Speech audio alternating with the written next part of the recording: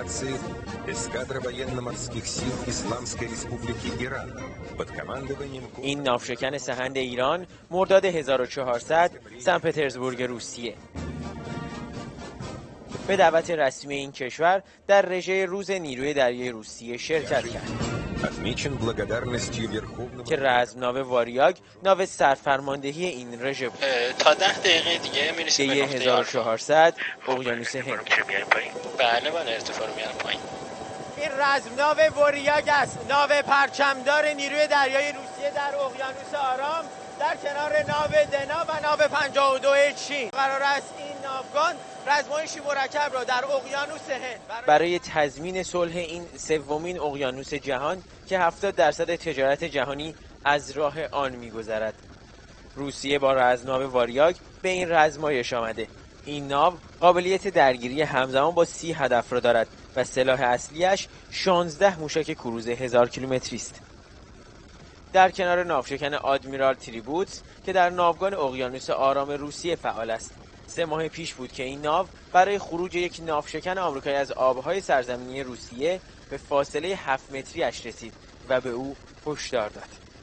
ناوگروه چینی هم با 43 روز دریانوردی خود را به این رزمایش رسانده. ناوشکن تایپ 52 ناو فرماندهی این ناوگروه است که قابلیت شلیک 64 موشک کروز ضد سطح در 500 کیلومتری خود را دارد. این ناوگان تحت فرماندهی نیروی دریایی ایران قرار است تمرین رزم مشترکی را با هم اجرا بکنند. اهمیت شمال اقیانوس هند بر همه روشن و مبرهن هست. اغلب کشورها من خدمت شما عرض کردم که کشورهای عضو آیونز و ناظر آیونز منافعی رو در اینجا دارن و به طبع اهداف مورد علاقه‌ای. منم از شما تشکر میکنم. ما اومدیم اینجا یه رزمایش خوبی داشته باشیم. امیدوارم که مثل همیشه که اومدیم توی ایران و میزبان خوبی بودیم، امیدوارم رزمایش خیلی خوبی داشته باشیم. جلسه توجیهی مراحل رزمایش آغاز شده.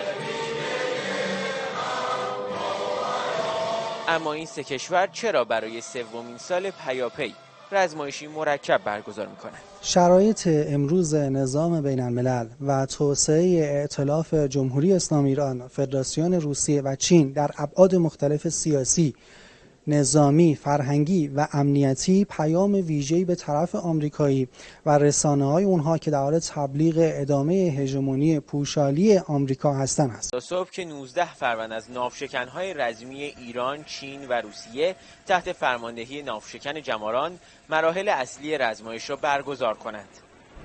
افراد صاحب این کلاه‌ها در محدوده‌ای به مساحت آب‌های کل جنوب ایران کمربند امنیت دریایی اقیانوس هند را شکل خواهند داد.